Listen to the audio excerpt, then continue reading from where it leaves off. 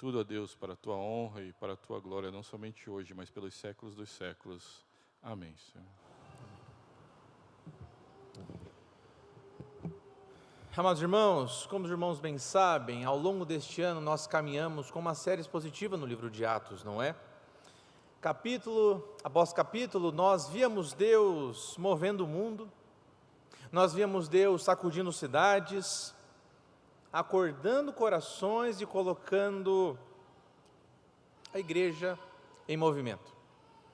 Atos começou com um pequeno grupo de pessoas temerosas, de pessoas com medo, mas Atos termina com um pregador algemado, e ainda assim, e mesmo assim, cheio do Espírito Santo.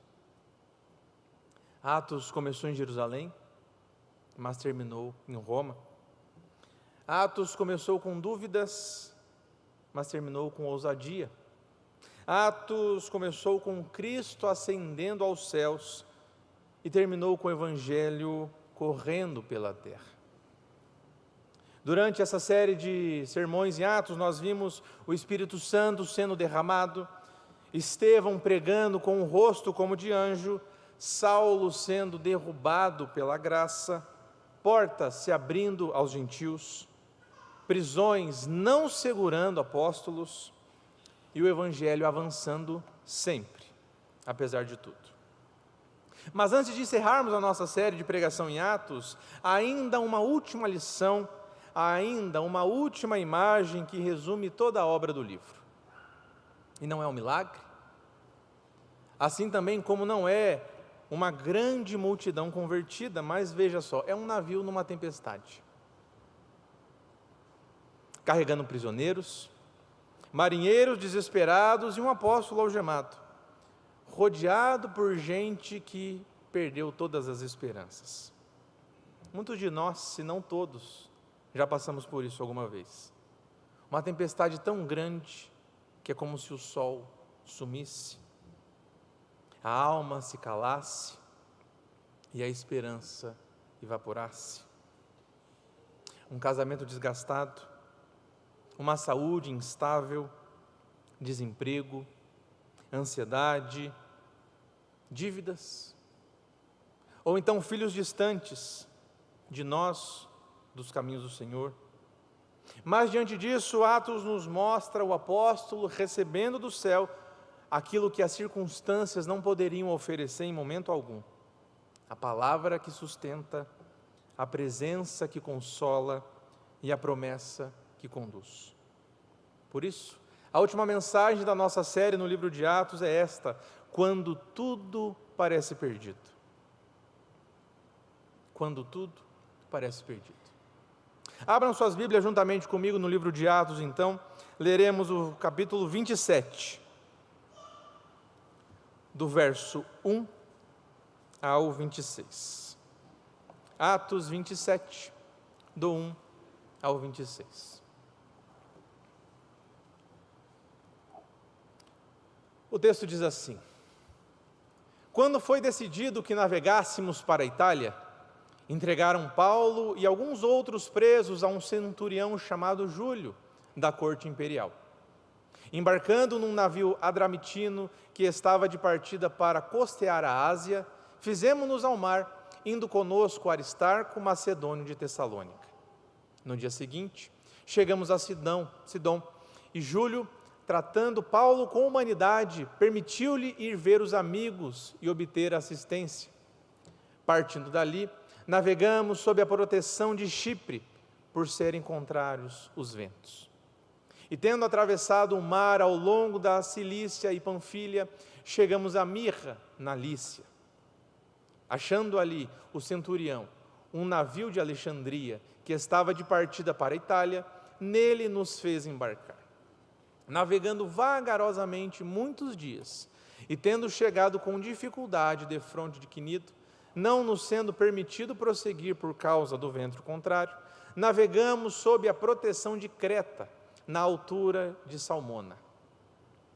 Costeando-a penosamente, chegamos a um lugar chamado Bons Portos, perto do qual estava a cidade de Laséia.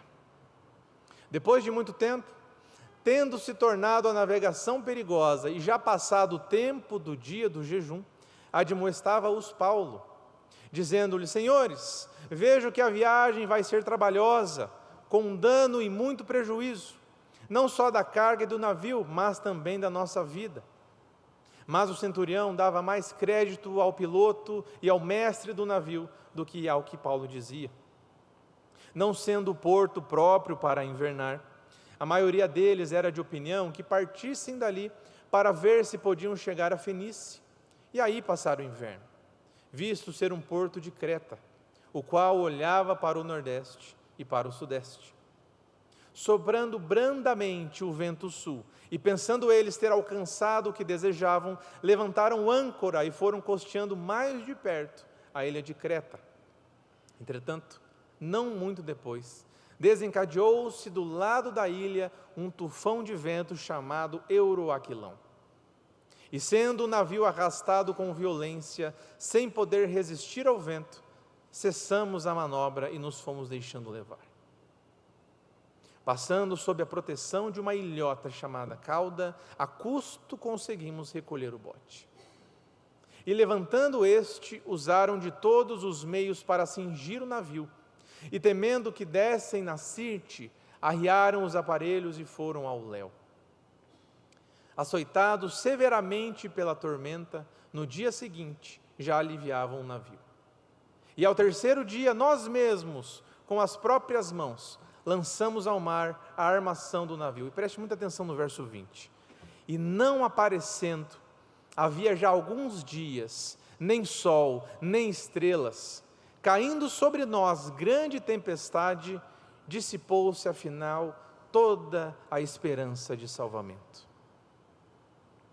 Havendo todos estado muito tempo sem comer, Paulo, pondo-se em pé no meio deles, disse: senhores, na verdade era preciso terem me atendido e não partir de Creta para evitar esse dano e perda. Mas já agora vos aconselho bom ânimo, porque nenhuma vida se perderá de entre vós, mas somente o navio. Porque esta mesma noite um anjo de Deus, de quem eu sou e a quem sirvo, esteve comigo, dizendo: Paulo, não temas, é preciso que compareças perante César, e eis que Deus, por sua graça, te deu todos quanto navegam contigo. Portanto, senhores, tende bom ânimo, pois eu confio em Deus, que sucederá do modo por que me foi dito. Porém, é necessário que vamos dar a uma ilha. Oremos mais uma vez. Senhor nosso Deus, nosso Pai, nós te louvamos e agradecemos pela palavra que nos destes. E pedimos, Pai, que o Senhor fale conosco a partir dela. Nos console, nos exorte e que possamos entender a sua vontade para as nossas vidas nessa noite. Em nome de Jesus, Pai. Amém. A tempestade está formada, o vento não dá descanso e a noite não tem fim. O navio até segue descontrolado, é verdade, mas a esperança não. E é assim que nós entramos no nosso primeiro movimento deste texto, porque quando tudo parece perdido, a escuridão tenta calar a alma. Olhando para esse texto, nós podemos ver o quão Lucas foi detalhista ao descrever o que estava acontecendo. Vento contrário, dias sem ver o sol, noites intermináveis, ninguém comia, ninguém dormia, ninguém sabia para onde o barco estava indo. Então, ele escreve o verso 20. Dissipou-se, afinal, toda a esperança de salvamento. Os comentaristas, olhando para este texto, para essa perícope, são unânimes. Stott diz assim: é a noite mais escura de Atos. Wiersbe afirma que a tempestade aqui representa aquele momento em que as nossas forças se esgotam. E Moody diz que esse verso é o retrato da humanidade sem Cristo.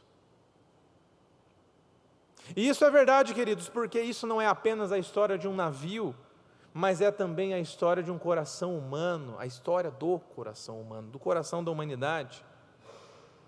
Famílias passam por isso. Um casamento tão desgastado que a luz parece ter sumido. Pais tentando puxar filhos que não querem mais ser puxados. diagnósticos que viram verdadeiras sentenças emocionais. Trabalhadores também vivem isso. Portas que não se abrem, pressões escondidas, medo de faltar. Não faltar ao trabalho, mas no sentido de não conseguir entregar o que está sendo pedido, o que está sendo proposto. Pessoas sofrendo vivem isso. Ansiedade que aperta o peito. Noites sem dormir. Dores que médico algum consegue explicar, que remédio nenhum resolve. E as lágrimas escondidas no banheiro. Todos passam por essas coisas. E ainda que nós vivamos ainda na geração mais conectada, ao mesmo tempo nós vivemos na geração mais solitária da história. Temos telas que iluminam bastante o nosso rosto, mas não iluminam a nossa alma. Nós temos pessoas que estão ao alcance do nosso dedo, não é? Mas estão distantes dos nossos dramas. Nossos calendários estão sempre cheios, né? E quando chega o final de ano a gente percebe o quão curta é a nossa agenda. Mas quantos corações permanecem vazios? Somos a geração que até sabe para onde está indo por conta do Google Maps, do Waze, mas não sabe para onde está indo na vida. E quando a tempestade é forte demais, a alma não só escurece, mas ela naufraga no mar da desesperança. Mas observe Paulo, ele está preso, está nesse mesmo navio, sente o mesmo vento, vê a mesma escuridão, mas não perde a esperança. Por quê? Paulo não perde a esperança em contraponto aos marinheiros e outras pessoas que estavam naquele navio. Porque ele olha para o céu que escurece, mas ele não vê o céu que está escurecendo, mas ele está olhando para o Deus que reina acima das nuvens. Há uma música que diz assim: pode até chover e eu não ver o sol, mas além das nuvens eu sei que Ele está. Ele não se guiava pelos sinais que desapareceram, mas pela promessa que permanece. A fé, de acordo com Calvino, não se firma pelos que os olhos veem, mas no que Deus falou. E é por isso que mesmo quando tudo parece perdido, nós podemos descansar, porque Deus vê além da nossa escuridão. Deus está na nossa escuridão juntamente conosco. Mas repare que quando a alma é ferida pela tempestade, ela primeiro se cala, para depois tentar correr, para depois tentar fugir. E é justamente nesse momento que a palavra nos puxa de volta, nos chama de volta, porque quando tudo parece perdido, Deus ainda governa aquilo que a gente não controla. Depois de dias de caos, dias de silêncio e desespero, Paulo finalmente se levanta. Mas ele não se levanta com arrogância, com prepotência, ele também não fala assim, eu avisei. Mas ele se levanta com a dignidade de alguém que Deus falou. E o primeiro gesto de Paulo não é então repreender alguém, mas apenas lembrar o que já havia sido dito. Perceba o verso 21, quando ele diz: convinha, senhores, terem me atendido. Não é orgulho do apóstolo, mas ele está fazendo um apelo para que não vencer uma discussão com os marinheiros, com o centurião, mas para recuperar a escuta daqueles homens que já tinham perdido tudo, inclusive a esperança. Então, Paulo faz aqui o que um homem de Deus tem que fazer quando o barco está para afundar. Ele traz a palavra para o centro. E quantas vezes no meio do desespero a gente faz tudo, menos trazer a palavra para o centro. No verso 22, Paulo diz assim: nenhuma vida se perderá entre vós, e no verso 23 ele continua: esta noite me apareceu um anjo de Deus, de quem eu sou e a quem eu sirvo. Aqui está o coração do ponto. A predição de Paulo no verso 10 veio da experiência, porque ele fala, olha, não era melhor a gente ir por esse caminho, gente, era melhor a gente fazer outra coisa. Mas a declaração do Paulo no verso 23 vem da revelação divina. A primeira até poderia falhar, porque ela estava lastreada no conhecimento humano, mas a segunda não. Porque quem estava governando esse navio não era Paulo, mas era Deus. Não era o centurião, não era o piloto, não eram os soldados, mas a mão que estava conduzindo este barco não estava no barco. E quando Paulo diz no verso 24, Paulo, não temas, é preciso que compareças perante César, na verdade está dizendo que o anjo falou a ele, não é? Nós estamos vendo o tema dominante da providência, no livro de Atos e nessa passagem. Porque a vida de Paulo até poderia estar balançando literalmente aqui neste momento, mas o propósito de Deus nunca balança, nunca falha. Todo o livro de Atos ecoa essa verdade. Homens resistiam, mas Deus avançava. Cidades se agitavam, mas Deus edificava. Tempestades surgiam, mas Deus dirigia. Homens sucumbiam, mas Deus sustentava. Estruturas caíam, mas o Evangelho corria. E aqui, na escuridão do mar Adriático, Paulo proclama a frase que sustenta todo esse capítulo, como vimos, não é? Na mensagem passada, no verso 25. Eu creio em Deus, que sucederá assim como me foi dito. Isso, amados, é fé. Não é otimismo, mas é obediência. Como define Hebreus 11:1, que diz assim: ora, a fé é a certeza de coisas que se esperam, a convicção de fatos que não se veem. Fé não é negar o que está acontecendo, mas fé é lembrar quem que está reinando, mesmo apesar das circunstâncias. A confissão de fé resume isso de maneira muito bela, quando afirma que Deus, em sua sábia e santa providência, dirige todas as coisas segundo o conselho da sua vontade. Paulo está vivendo exatamente isso no convés desse navio. O navio continua na tempestade.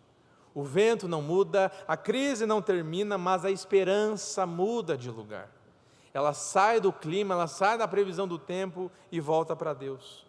Como nós bem cantamos na igreja, as tuas mãos dirigem o meu destino.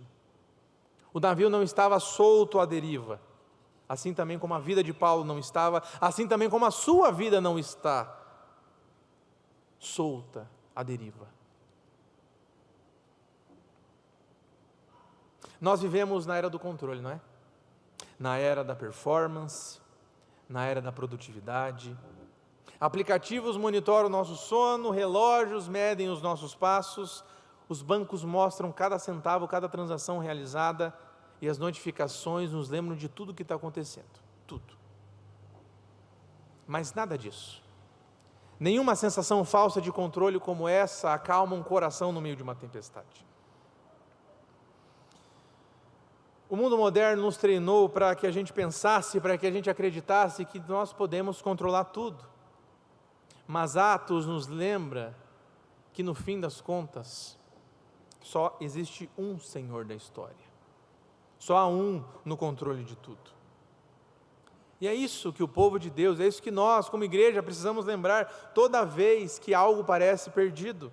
A esperança não está na circunstância, mas a esperança está no Deus soberano, que governa acima da circunstância.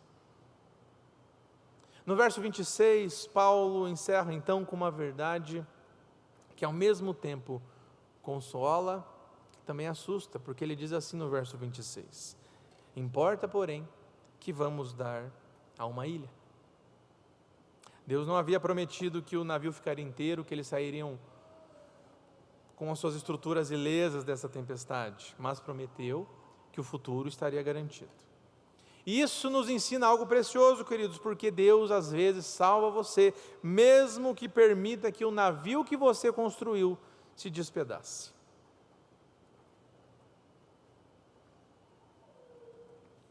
A perda do navio não é perda de propósito. A crise não é fim de promessa. E é exatamente assim que o texto nos conduz para o terceiro e último movimento, porque quando tudo parece perdido, Deus tem a palavra final sobre o futuro.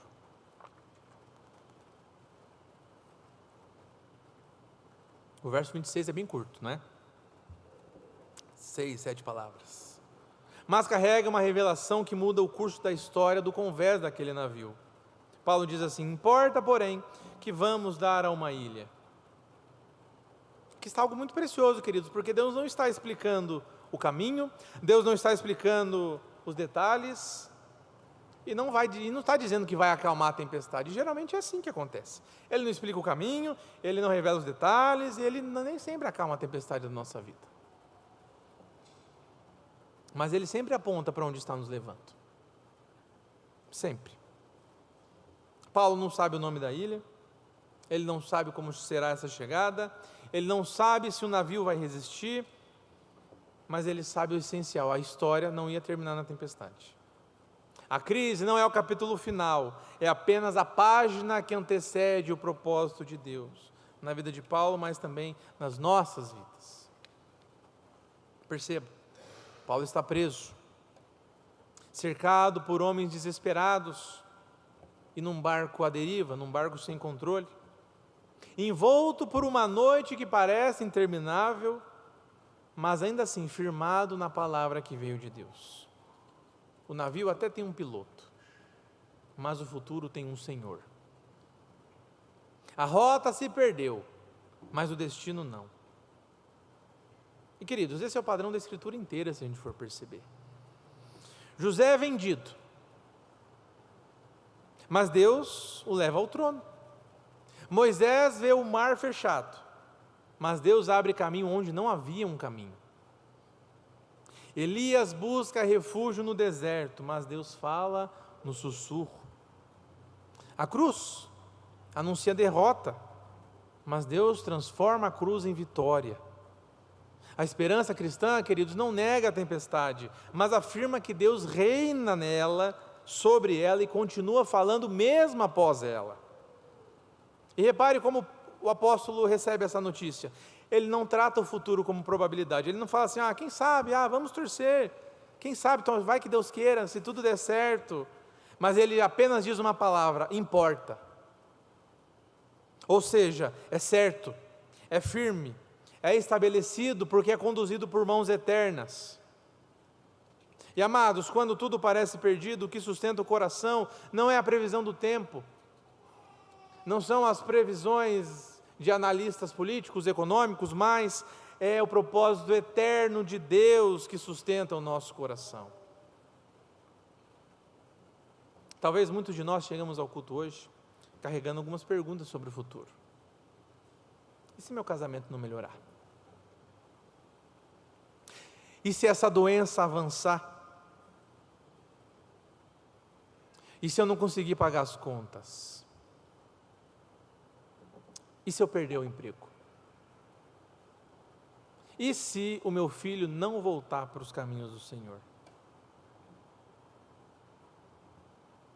E são muitas outras questões que inundam os nossos corações. Os estudiosos chamam o nosso tempo da era da ansiedade. Quanto mais opções temos, mais medo sentimos. Quanto mais informações temos, mais confuso ficamos. A gente não precisa ir muito longe, não. Quantas vezes você foi escolher no catálogo do seu streaming favorito algum filme para assistir e tinha tanta opção que você ficou 30 minutos na tela e não escolheu nada?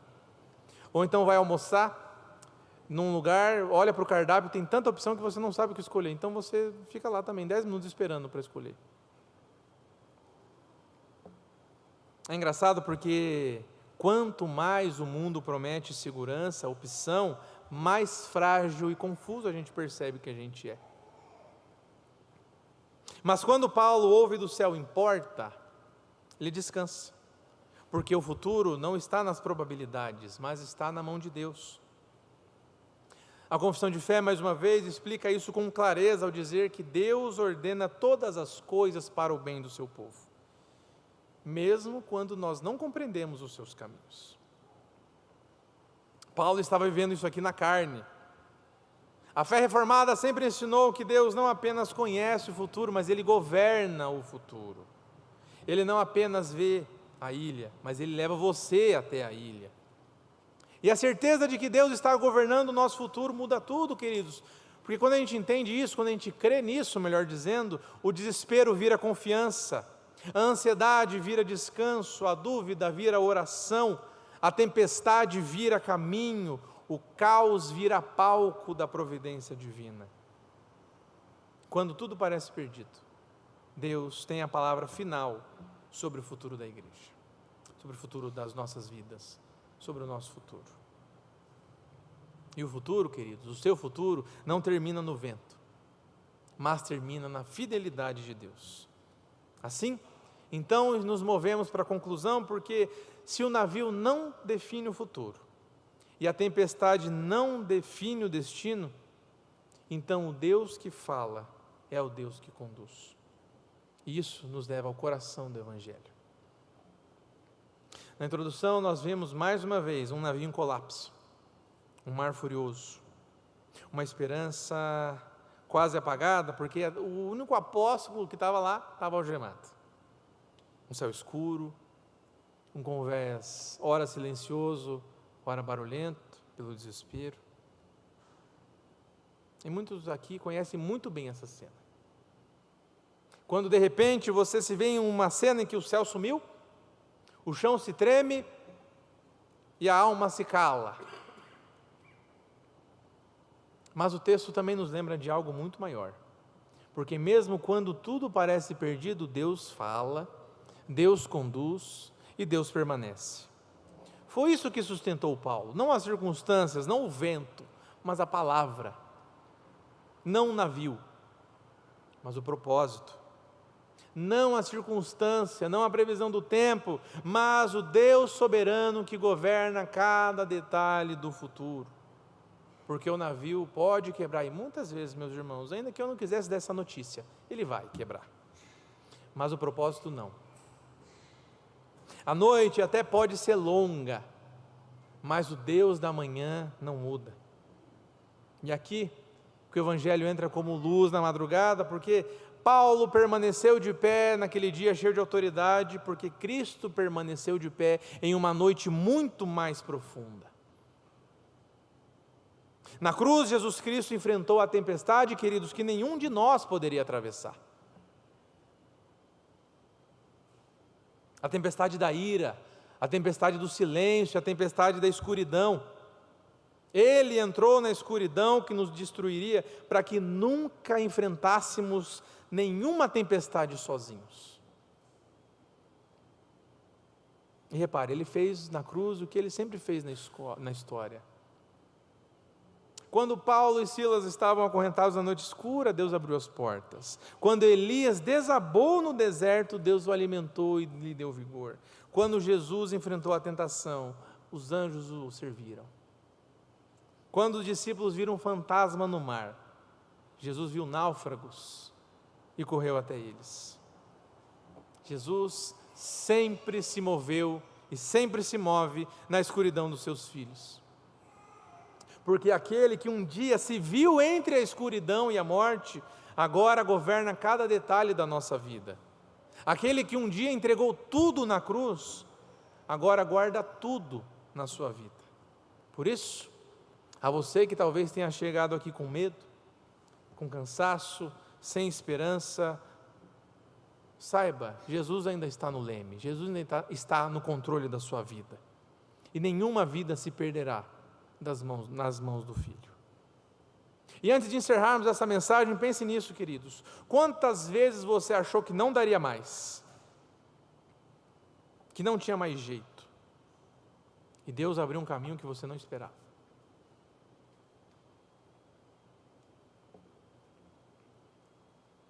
A graça sempre esteve lá, movendo-se na história da sua vida, não é? Então lembre-se, quando tudo parece perdido, Deus continua conduzindo o futuro.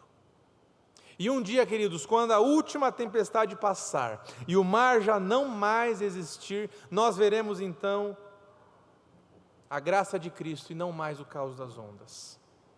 Veremos o Cristo que nunca nos abandonou no caminho. Mas até esse dia, queridos, até chegarmos nesse momento, permaneçam, confiem e adorem a esse Senhor.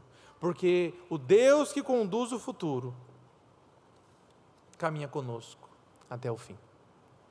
Amém.